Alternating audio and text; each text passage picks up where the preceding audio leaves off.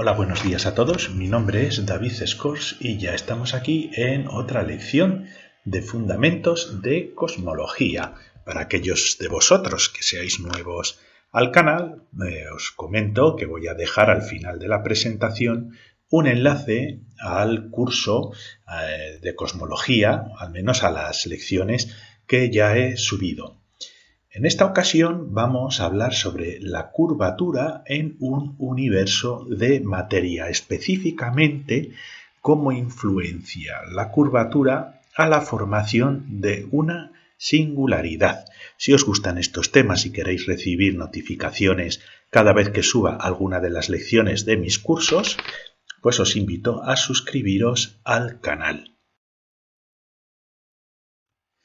Si os acordáis, en las lecciones anteriores habíamos modelado un universo utilizando la ecuación FRW, una ecuación dinámica que nos describe cómo va evolucionando el universo en el tiempo y se basa en un universo de simetría esférica con un radio R, pero que crece con el tiempo debido a que tenemos el factor de escala, que es una función del tiempo. Para aquellos de vosotros que no sepáis de lo que estoy hablando, os aconsejo fuertemente visualizar las lecciones del curso de cosmología. Entonces tenemos aquí a nuestro universo y solo hemos incluido, como una primera aproximación en el curso, hemos incluido exclusivamente materia. Entonces es un universo que tiene materia. No tiene fotones, no los consideramos por el momento. Tampoco tiene presión. Hemos considerado que la materia no va a ejercer presión en el espacio, algo que sí haría, por ejemplo, los fotones. Y también en las lecciones anteriores habíamos derivado la ecuación dinámica del universo, aquí el cuadrado del cambio del factor de escala, que nos da la longitud a nuestro universo con el tiempo. Esto es lo que significa este punto de aquí, una derivada con el tiempo, al cuadrado, que es igual a 8 pi g m, que incluye la masa entera del universo, dividido 3a. Y para obtener esta ecuación, y gracias a ella hemos también calculado el tiempo del universo, para obtener esta ecuación habíamos considerado que el universo no tiene curvatura o que su curvatura es cercana a cero, algo que sí podemos afirmar en las condiciones actuales del universo. Pero entonces Yoldi, en uno de sus comentarios muy certeros, dijo, bueno, ¿pero qué pasa en este universo, por ejemplo, en los comienzos del universo, donde estamos cerca de esa singularidad, con una densidad de materia increíblemente grande y una densidad de energía increíblemente grande? Eso haría que ese universo primigenio tuviera mucha curvatura. ¿No afectaría esa curvatura a la expansión del universo? Y ciertamente lo hace. Y es lo que vamos a tratar en esta lección.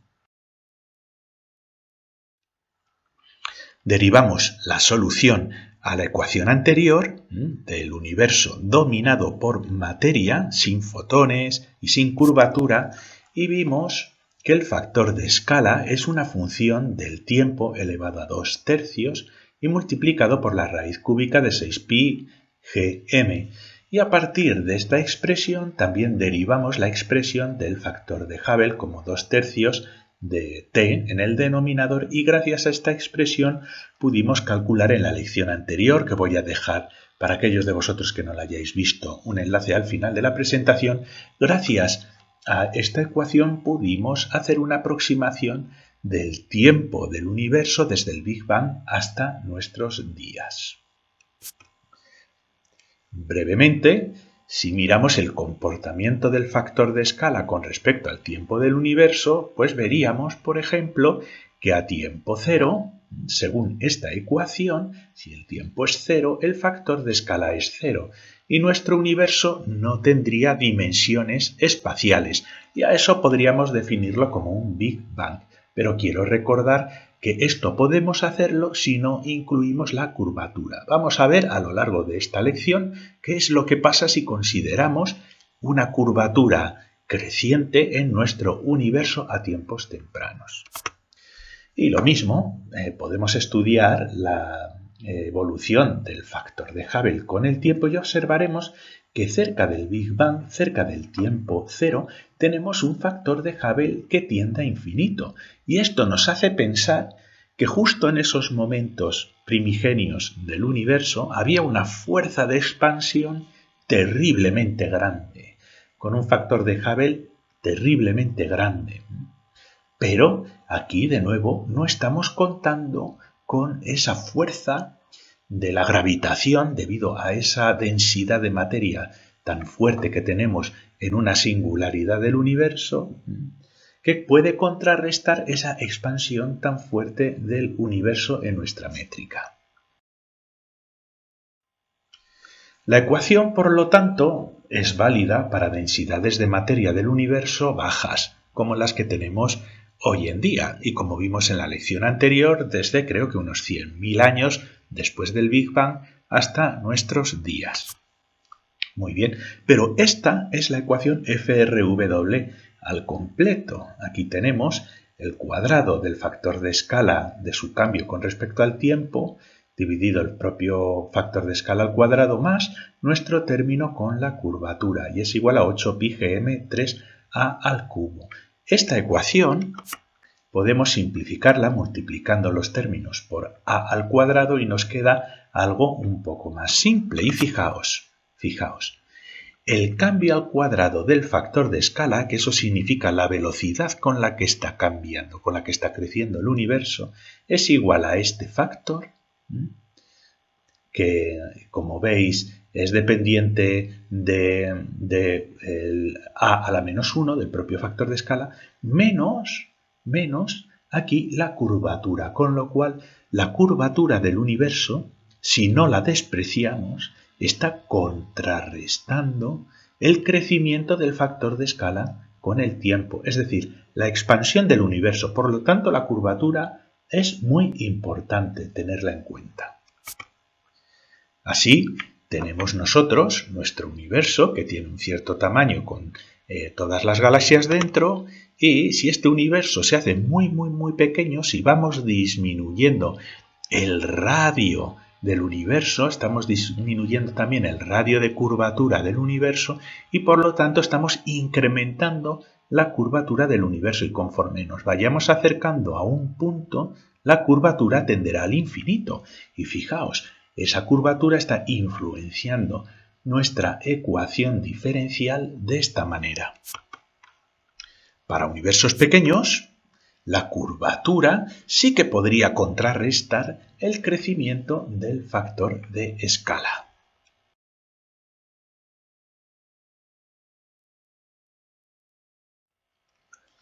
Muy bien, entonces vamos a hacernos esta pregunta.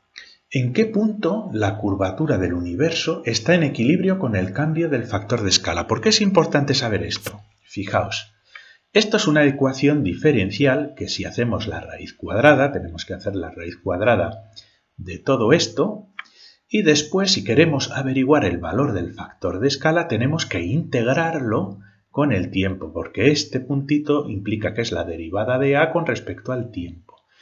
Y no es fácil resolver este tipo de ecuación diferencial. ¿Por qué? Fijaos en la curvatura. Aquí ponemos el 0 para poder averiguar en qué momento la curvatura alcanza el equilibrio con la expansión del universo. Y llegamos a la conclusión de que este punto de equilibrio entre la expansión del universo y la fuerza de contracción de la curvatura, la fuerza de la gravedad de la curvatura, se da cuando la curvatura K adquiere este valor, 8pi gm 3a. Aquí quiero remarcar que estoy utilizando en la ecuación valores que no son relativos en la curvatura. Esa ecuación, la FRW, podéis utilizarla dando valores adimensionales a la curvatura y por lo tanto una curvatura esférica haría que K fuera igual a 1, una hiperbólica menos 1 y sin curvatura 0. Pero en este caso lo que estoy calculando es el valor real, el valor que nos da la curvatura, y como veis la curvatura pues es directamente proporcional a la masa del universo y en este caso inversamente proporcional al factor de escala en el equilibrio. Vale, pero fijaos, la curvatura no es constante. Por eso no era fácil resolver la ecuación diferencial anterior. ¿Por qué? Porque si consideramos que nuestro universo tiene simetría esférica, la curvatura podemos darla como en forma de la curvatura de Gauss, que es el inverso del cuadrado del radio de curvatura de nuestra esfera. El radio de curvatura de nuestra esfera es a cuadrado r cuadrado. Y podemos simplificarlo considerando que el radio de nuestro universo es un radio unidad 1 y lo que realmente determina el tamaño del universo es el factor de escala al cuadrado. Y esta definitivamente es una manera muy sencilla de resolver una ecuación diferencial complicada. Buscamos el punto de equilibrio, que sabemos que en este caso la curvatura también es dependiente de a al cuadrado, del inverso de a al cuadrado, lo sustituimos aquí y de esta manera podemos obtener una solución para el factor de escala cuando estamos en equilibrio, cuando la curvatura contrarresta a la expansión del universo y entonces el factor de escala no cambia con el tiempo. Y este es el resultado. 3/8 de pi g m. En este caso, el factor de escala, cuando el factor de escala adquiere este valor, la curvatura de nuestro universo es capaz de contrarrestar la expansión del universo y por lo tanto A se hace constante.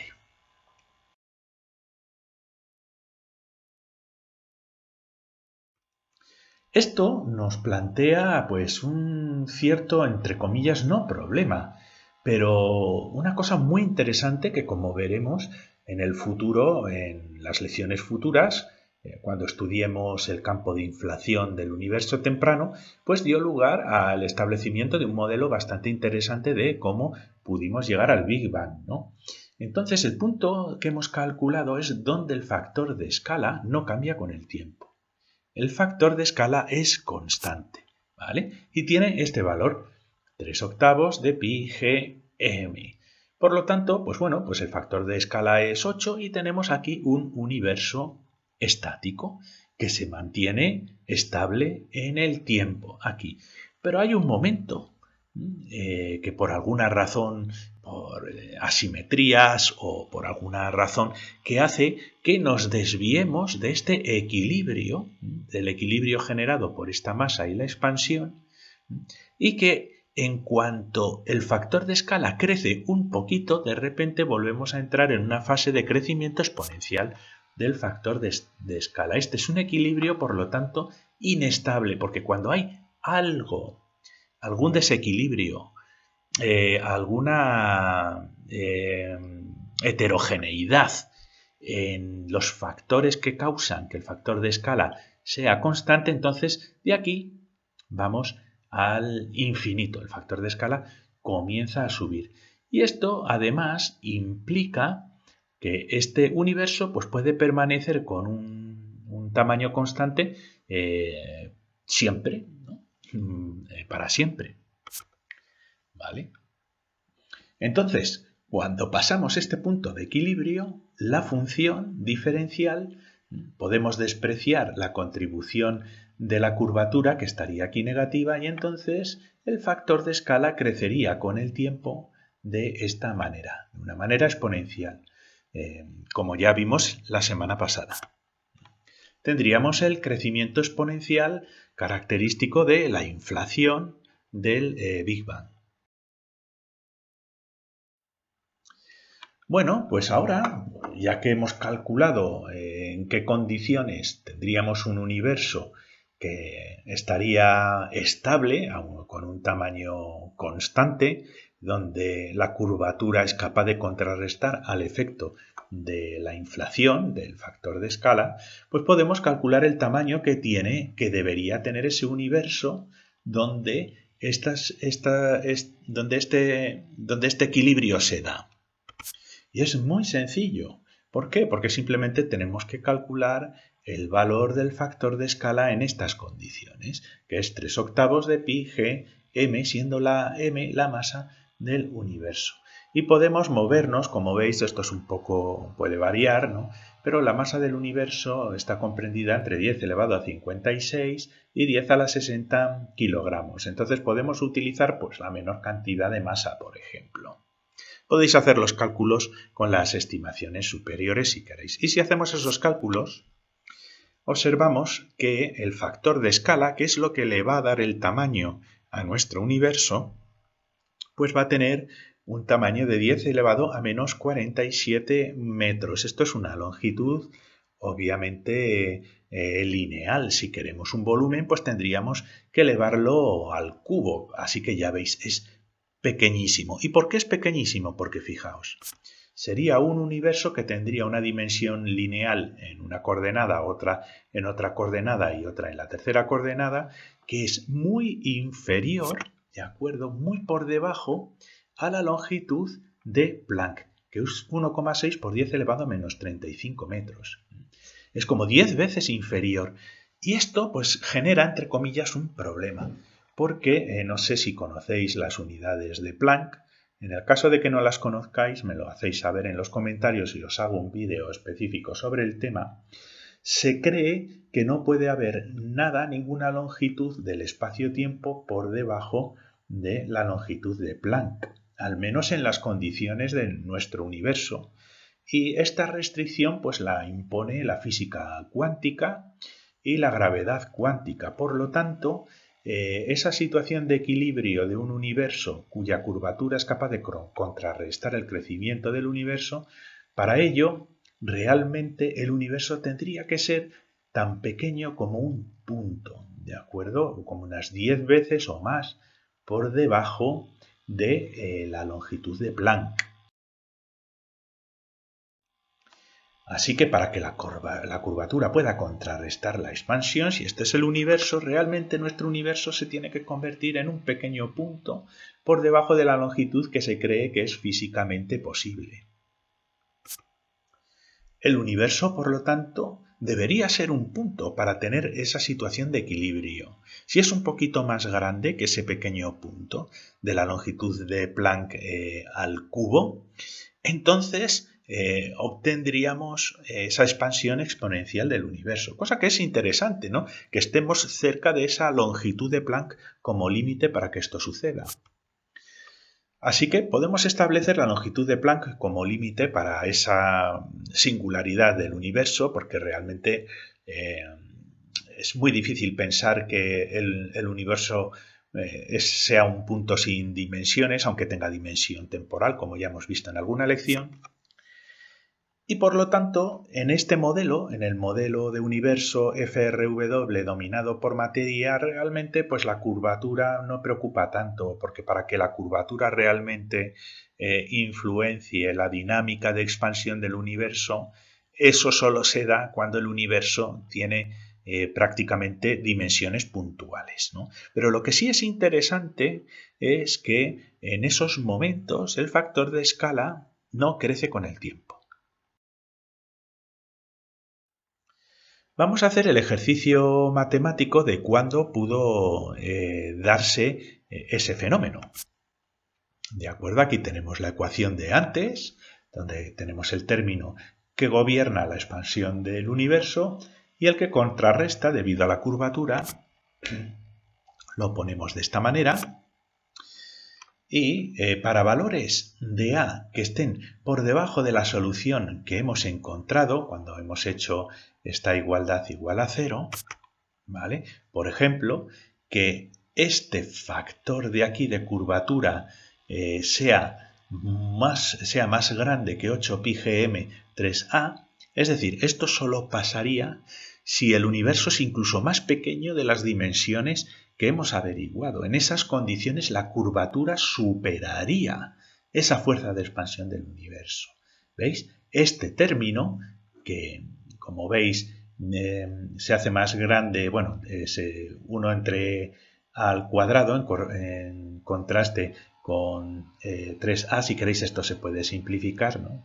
Pero si llegamos a esta situación, esto implicaría que podemos despreciar el término de la expansión y nos da que el cambio del factor de escala con el tiempo al cuadrado es igual a menos 1 dividido a cuadrado.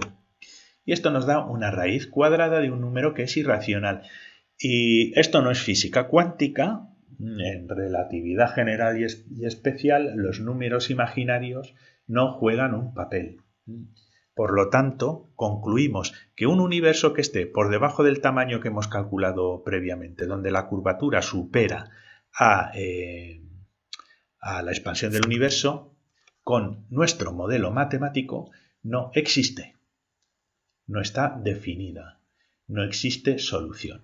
¿De acuerdo? No existe cambio de factor de escala en esa situación. No podemos resolver la ecuación.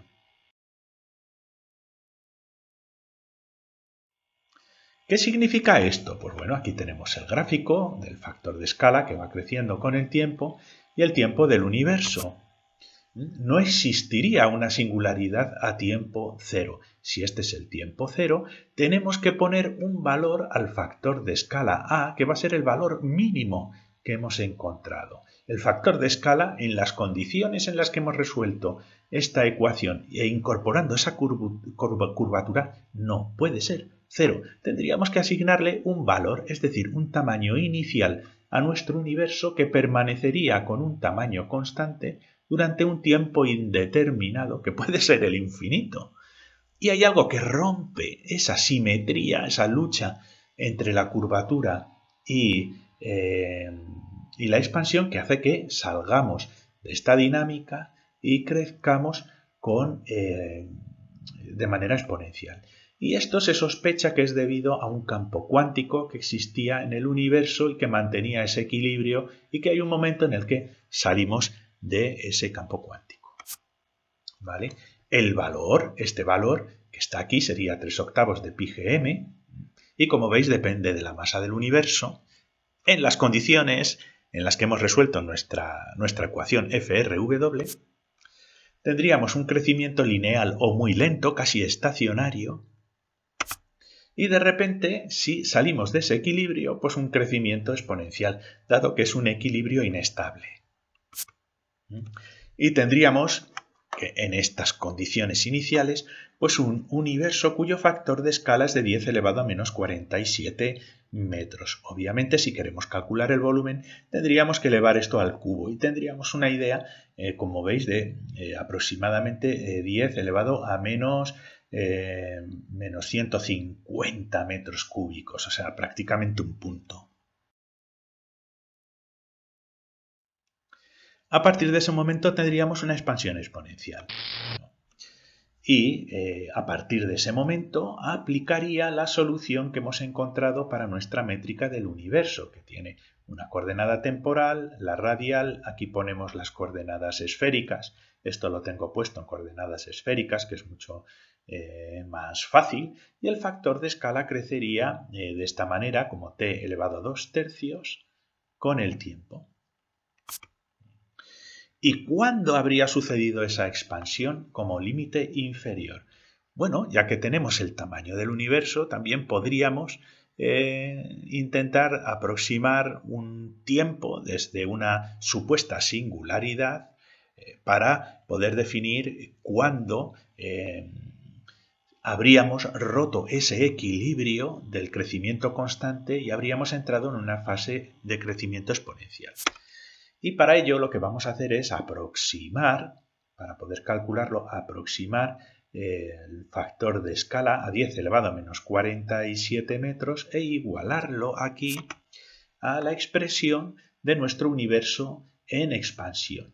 Y esto sería el momento en el que hemos salido de ese equilibrio, que podemos considerar un tiempo cero, y entonces podemos resolver la ecuación y averiguar a qué tiempo es posible que nosotros hayamos salido de ese equilibrio entre la curvatura y la expansión.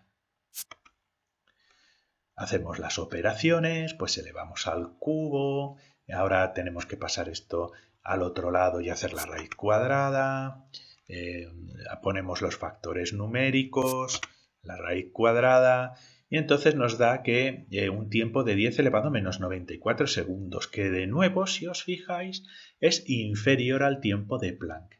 Y se cree, no hay demostración, pero se cree que también el tiempo de Planck es una unidad mínima de tiempo posible en nuestro universo, de acuerdo con la física cuántica y de acuerdo con las teorías de gravedad cuántica. Por lo tanto, es un tiempo muy inferior al tiempo de Planck.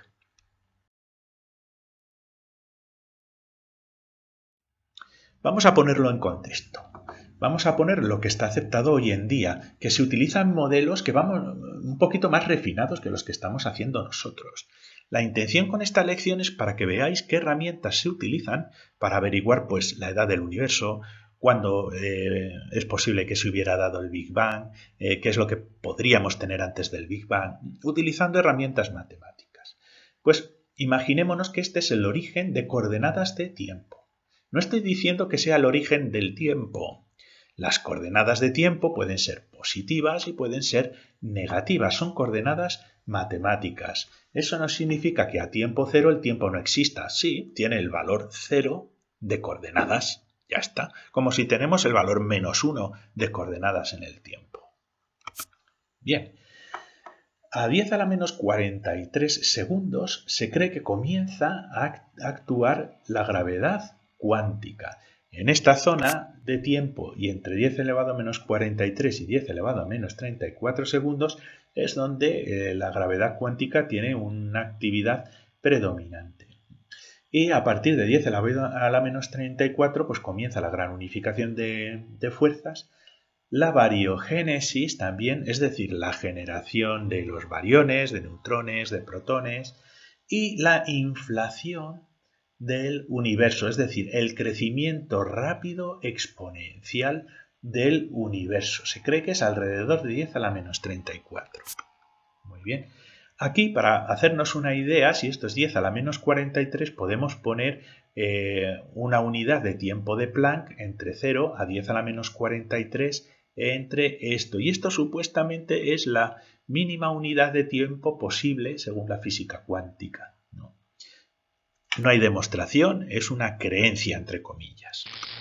Bien, y durante este tiempo que hay aquí, actúa un campo de potencial cuántico, donde el universo o no se expandía o la inflación es lenta, es decir, un universo que está creciendo muy lentamente durante este tiempo del universo. Y una vez que pasamos de este punto hay una rotura de ese equilibrio y entonces tenemos una inflación rápida o Big Bang. ¿De acuerdo? Entonces, en este intervalo de tiempo es donde tenemos un universo relativamente estático en tamaño. Nosotros hemos dado como solución mínima de tiempo y de tamaño del universo, pues aquí a 10 elevado a menos 94, que es muy inferior al tiempo de Planck. Podríamos incluso considerarlo tiempo cero, pero fijaos, no es cero. Es una cierta magnitud diferente del tiempo cero de coordenadas y lo hemos puesto aquí y hemos definido que en esta zona es donde podemos tener a nuestro universo de un tamaño constante que estaría de acuerdo con esta dinámica hasta que en un cierto momento se pierde ese equilibrio. De aquí a la derecha aplicaría, según nuestros resultados, que están limitados al modelo matemático que estamos estudiando en esta lección, aplicaría la métrica de expansión del universo con el factor de escala al cuadrado, donde incluso podríamos hasta despreciar la curvatura, como habéis visto, porque la curvatura es relevante a partir de este punto atrás. Pero, ¿qué pasa antes de este punto? No podemos utilizar esta métrica antes de este tiempo. ¿Por qué? Porque nuestra ecuación no tiene solución. Habéis visto que no hay una solución al factor de escala desde el tiempo 10 a la menos 94 hasta el tiempo 0. Por lo tanto, no sabemos en estos momentos qué métrica tenía el universo. De acuerdo con nuestros resultados.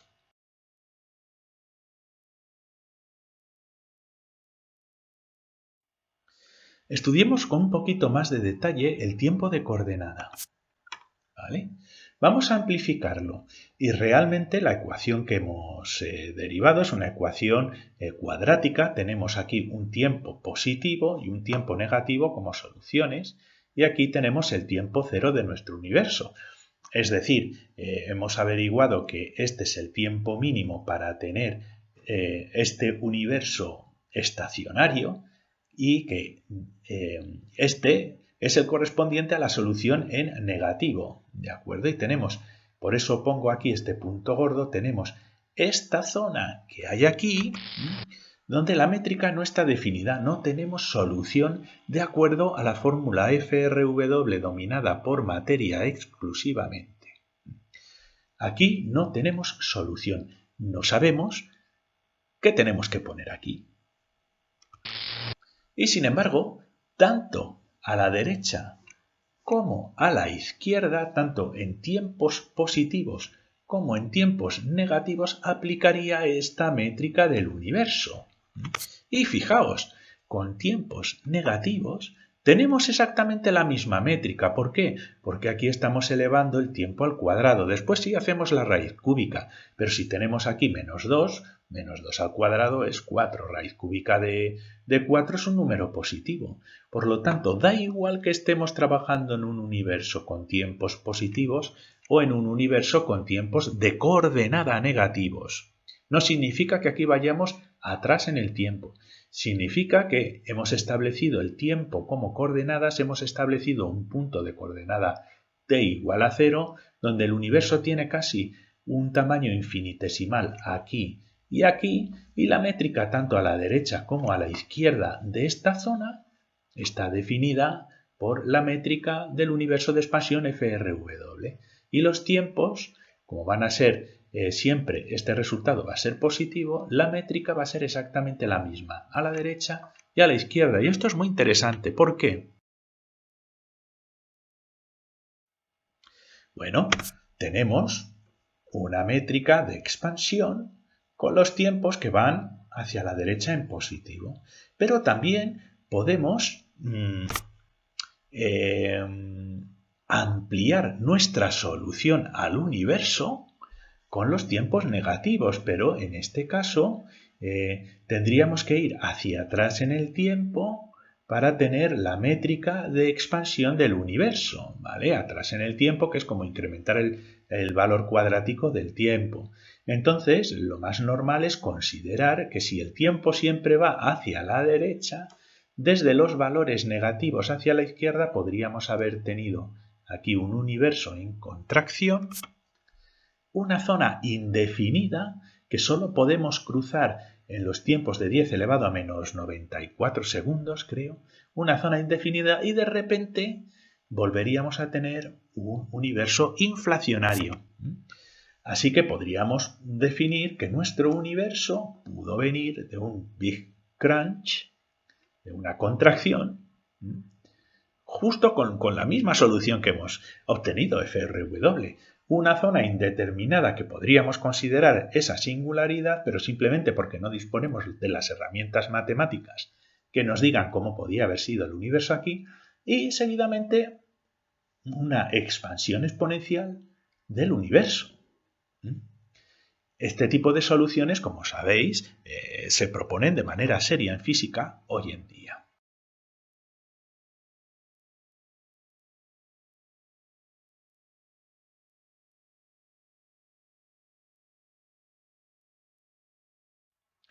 Las conclusiones de esta lección pues, son muy interesantes. Al incluir la curvatura, pues no queda claro que tengamos una singularidad puntual, porque realmente no se hace un punto. Si el tamaño del universo es inferior al que hemos calculado, realmente no tenemos solución a nuestra ecuación. Tenemos una zona, por lo tanto, totalmente indefinida. Y tenemos una zona de expansión que no es exponencial, incluso sin expansión, básicamente, donde nuestro universo tiene un tamaño constante, es un equilibrio inestable y si superamos por un poquito ese factor de escala, ese valor de factor de escala, entonces nos lanzamos a la expansión exponencial. Y tenemos que recordar, esto os lo tengo que recordar, que esto es válido en un modelo de universo dominado por materia, sin fotones, sin presión, sin temperatura. ¿De acuerdo? Conforme vayamos avanzando en el curso de los fundamentos de cosmología, vamos a ir complicando un poquito más este modelo y haciéndolo más refinado. Pues muchas gracias por vuestra atención. De nuevo, os dejo aquí el enlace al curso de cosmología para que tengáis acceso a todas las lecciones que voy cargando y también os dejo un enlace a la lección anterior. Y de nuevo estáis invitados a suscribiros al canal si os gusta y también a hacer comentarios de las lecciones que voy subiendo. Pues muchísimas gracias y hasta la próxima.